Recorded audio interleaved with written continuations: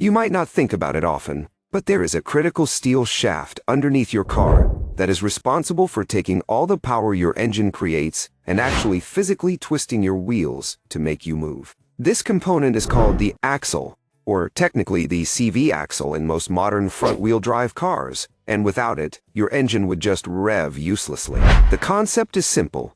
The engine spins the transmission spins the differential, and the axle connects that differential to the wheel hub. However, because your wheels need to move up and down with the suspension and turn left and right for steering, the axle cannot just be a solid straight pole. It needs to have flexible joints, known as constant velocity or CV joints, at both ends. These joints are packed with grease and covered by a rubber boot that looks like an accordion.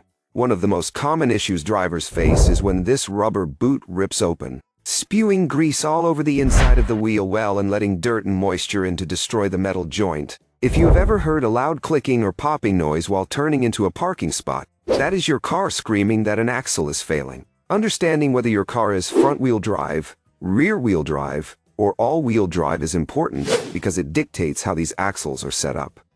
On a solid rear axle truck, the system is rigid and great for hauling heavy loads, whereas independent suspension cars use these articulated shafts to provide a smoother ride and better handling. Ignoring a bad axle is dangerous because if it snaps while you are driving, you lose all power to the wheels, and in some cases, you could even lose control of the steering.